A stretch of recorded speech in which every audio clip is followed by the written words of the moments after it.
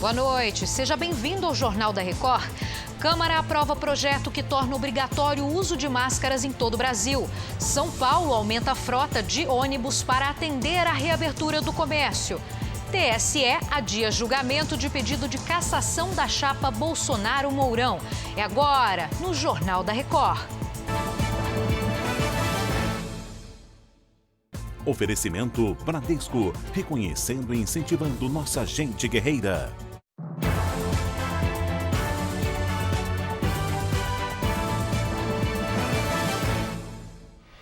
O comércio de rua e o setor imobiliário reabrem as portas nesta quarta-feira em São Paulo. E com isso vai ter alterações também no transporte coletivo. Então, Fábio Menegatti é quem fala com a gente. Oi, Fábio, boa noite para você. Como que vai funcionar?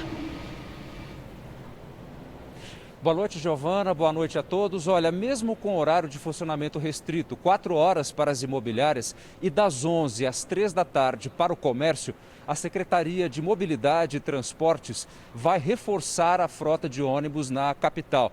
Serão mais 1.705 ônibus em circulação a partir desta quarta. Com isso, o percentual da frota em operação chega a 92% do total. Segundo a SP Trans, serão mais de 11.800 ônibus nas ruas de São Paulo. E ainda de acordo com a Prefeitura, todas as medidas de segurança continuam valendo e serão monitoradas e fiscalizadas, como o uso de máscaras e a higienização dos veículos. Giovana. Importante se cuidar. Obrigada, Fábio. Uma boa noite para você.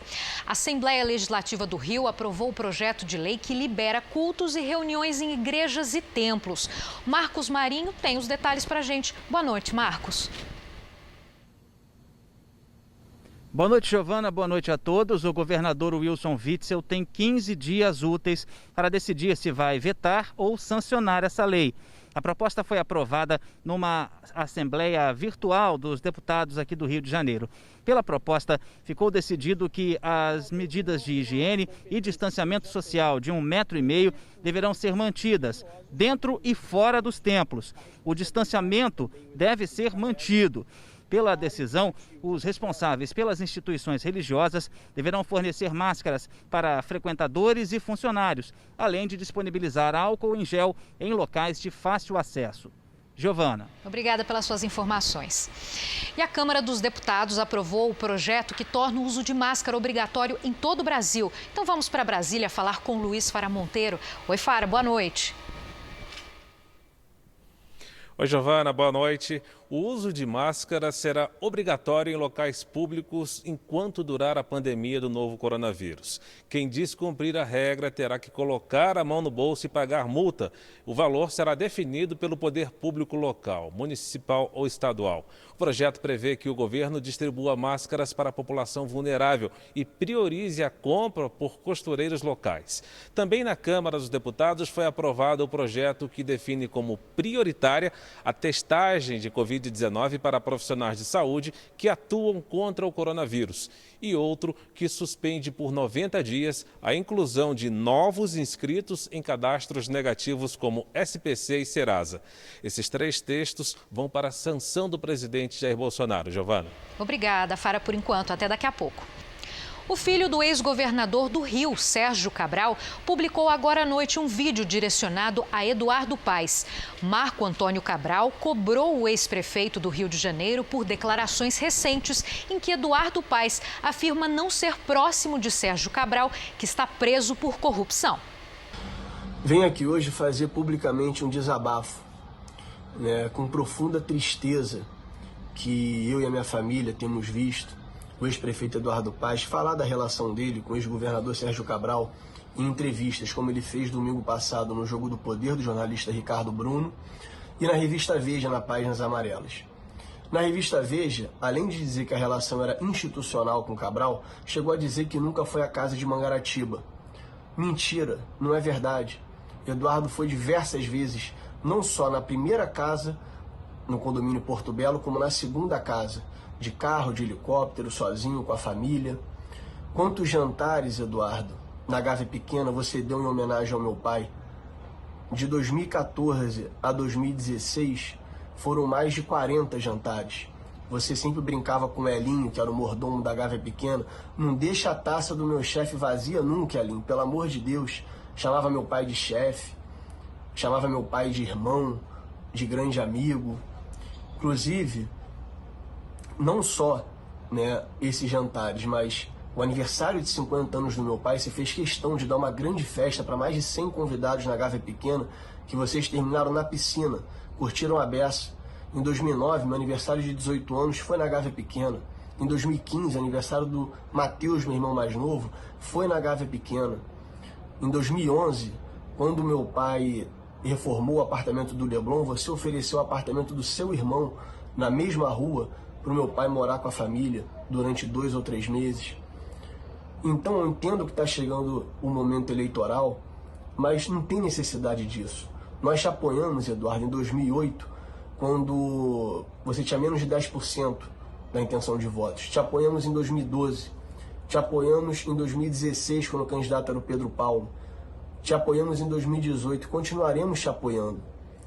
Agora, não tem a menor necessidade de, nessas entrevistas, você continuar mentindo sobre a relação com o ex-governador Sérgio Cabral, que isso está machucando a gente, isso está entristecendo a gente, mais do que nós já estamos com a situação que enfrentamos, né, do meu pai estar preso. E te dizer, Eduardo, você faz questão nas entrevistas de falar dos erros do meu pai, né, que não tinha nada a ver. O meu pai, o Eduardo, foi um governador que realizou muito nesse estado, mas cometeu erros e tem falado à justiça sobre esses erros e vai continuar colaborando sob qualquer circunstância. Agora, por favor, pare de atacar, pare de falar que a relação era institucional, que o grupo do Cabral não tem nada a ver, porque isso é mentira. Procuramos o ex-prefeito Eduardo Paes, mas ele não respondeu até o momento. Vítimas de violência doméstica ganham, a partir desta quarta, mais uma maneira de denunciar esse crime. O Luiz Casoni conta pra gente, então, como funciona. Boa noite. Boa noite, Giovana. Boa noite a todos. Olha, a partir de amanhã, cerca de 10 mil farmácias de todo o país estão autorizadas a receber a denúncia. Para que isso aconteça, basta a mulher desenhar um X vermelho na palma da mão e mostrar para o atendente compreender que esse sinal é uma denúncia. Em seguida, ele deve acionar a polícia e encaminhar o acolhimento da vítima. A ação é voltada para as mulheres que têm dificuldade para prestar queixa de abusos. Essa campanha é promovida pelo Conselho Nacional de Justiça e pela Associação dos Magistrados Brasileiros. Giovana. Obrigada pelas suas orientações. O ministro Alexandre de Moraes pediu vista e adiou novamente a conclusão do julgamento sobre a cassação da chapa Bolsonaro-Mourão no Tribunal Superior Eleitoral. Voltamos então a Brasília com Luiz Fara Monteiro. Giovana, são 2 ações de investigação judicial eleitoral que analisam se Jair Bolsonaro e Hamilton Mourão foram beneficiados durante a campanha eleitoral por um ataque a um grupo no Facebook conhecido como Mulheres Unidas contra Bolsonaro, que foi hackeado e passou a se chamar Mulheres com Bolsonaro. 3 ministros entenderam ser melhor reabrir o prazo para investigações porque policiais para saber se os autores do ataque tinham ligações com Bolsonaro e Mourão. 2 ministros foram contrários à reabertura das investigações, mas o julgamento acabou interrompido novamente por um pedido de vista do ministro Alexandre de Moraes. Esse julgamento não tem data para recomeçar. Giovana. Fara, obrigada. Até amanhã. E o setor da aviação mundial foi um dos mais afetados durante a pandemia. A correspondente Cíntia Godoy tem os detalhes em Tóquio. Boa tarde, Cíntia. Oi, Giovana, boa noite para vocês. Olha, aqui no Japão, algumas linhas aéreas voltam a funcionar na próxima semana, mas com um fluxo ainda bem baixo. Segundo a Associação Internacional de Transporte Aéreo, 2020 é o pior ano da história da aviação, com prejuízos estimados em mais de 400 bilhões de reais. Empresas aéreas de baixo custo foram bastante atingidas, já que precisam de pelo menos 70% de lotação nas aeronaves para ter lucro. Com a volta dos voos comerciais, companhias terão que deixar assentos do meio vazios e pedir que os passageiros usem máscara. Giovana. Cíntia, obrigada. E essa edição do Jornal da Record termina aqui. Outras informações no Fala Brasil, 8h45 da manhã. Uma boa noite, obrigada pela sua audiência.